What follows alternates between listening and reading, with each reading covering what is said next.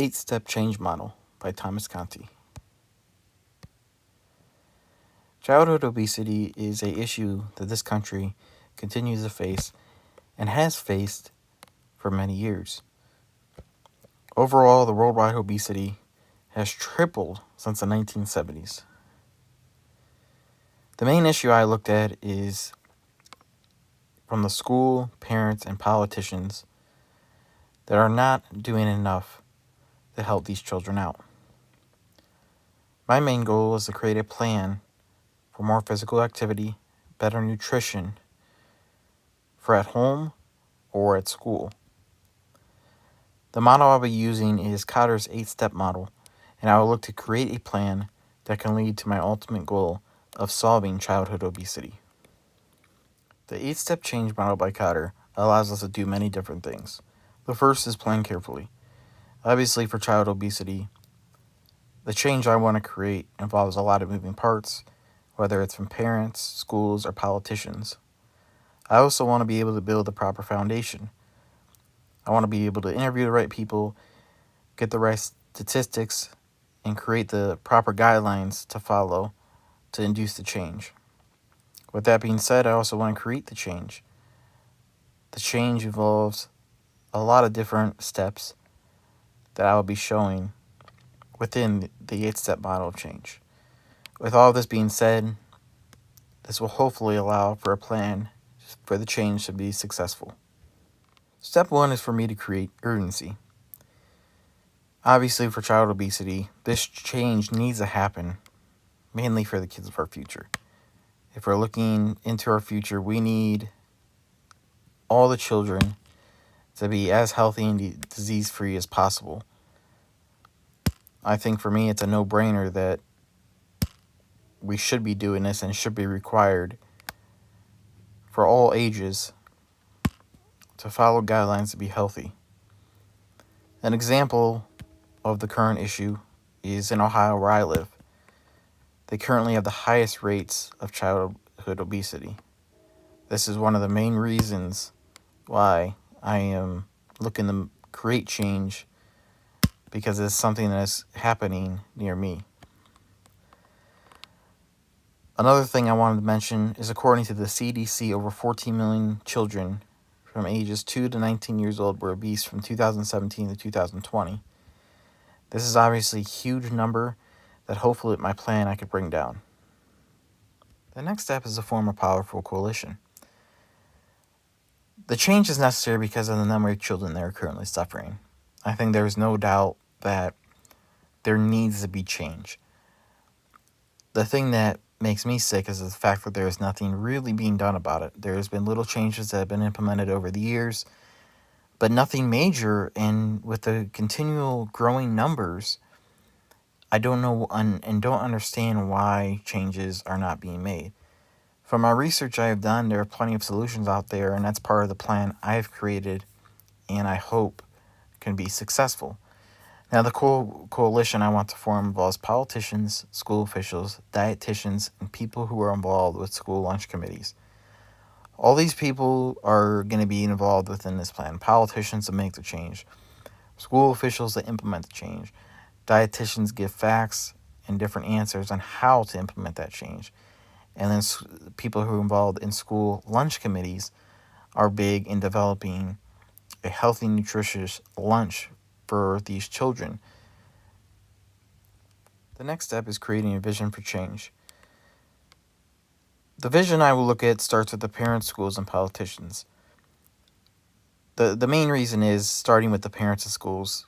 They are actively within these children's lives. They are there every day for them. They are the ones who decide whether they're getting the proper nutrition. They're the ones who make decisions on their physical activity. They are the main ones at stake when it comes to change being created. Now, for the change to get through the system, I will obviously want the politicians to help create that. Now, the main thing to start with is the parents, because they're responsible for the children's health. Like I said, they are with the children every day. They're the ones who put the food on the table. They're the ones who are making these decisions for the children who can't make the decisions themselves. Also, the schools, because the children spend about 6 hours per weekday in school. There, they could do a lot more than just learn. Obviously, they can have nutritional meals, they could do different things for their physical activity, and they can also learn about it. The next step is to communicate the vision. The plan I have is to make the school and at home a much better environment for physical activity and nutrition. For me, I think this is all possible with some simple guidelines that can be followed. I think to create a sheet that has all the specifics with stats on them, and that can be made up by professionals that truly understand how the system works and what the proper guidelines these children should be following each day of their lives. The next step is to remove all of the obstacles. To start, politicians come to mind. They are the ones who can bridge the gap and allow us to speak to the right people. I'm also looking at parents. Now, this may be more difficult because you never want to tell parents how to parent. But if their children are having issues that can affect their health, I think providing them with proper guidelines could help improve their child's well-being. Schools also have to change their regulations. This will allow for more healthy lunches, more physical activity, and better classes for learning about the health. Obviously, changing the regulations could do certain things like increase the budget. Those are all issues that will have to be resolved, but I believe it'll be well worth it once the schools figure out how this change can truly impact childhood obesity. The next step will be creating short-term wins. First, I will want to contact different schools, politicians, and nutrition experts right away to get the ball rolling.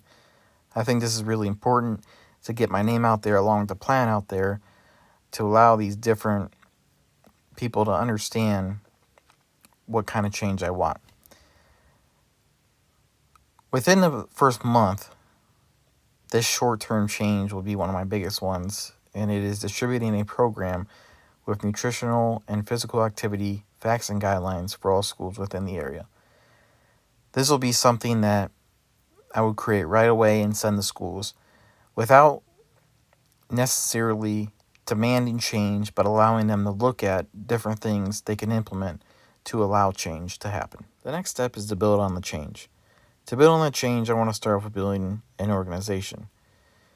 This organization will influence the plan and can get it into works to be a mainstream success. Obviously, if I really want to create change, a lot more people are going to have to get involved, and that's where my organization comes in. I am then, once I create that organization and send out the guidelines of the initial month, I want to obtain the feedback and see what adjustments need to be made according to the process. These adjustments obviously could be small, they could be big. It's depending on how different schools or the parents react to them and to see what adjustments need to be made. The next step is to anchor the changes in corporate culture. Eventually, after I hand out the program, the plan is to develop these guidelines as mandatory for each school and household. This is something I want to do, and I want it to be part of the law. I want these guidelines that have to be followed. If a child is obese, someone needs to speak up, and it needs to be figured out why this is happening, whether it's a school or within the household. Now, once I develop this organization, the plan for me is to do continual check-ins on schools and the family to see how the progress is going. This is for one, to check in to see how the results are going, to see what changes are being made, how the children are doing. This is also a check-in that I want to do to develop my plan further, see what changes I need to make. As time goes on, every single plan needs developing, and that is something I want to continue to do. With this plan I created, I am committed to making change, and I know for a fact that childhood obesity numbers will drop dramatically.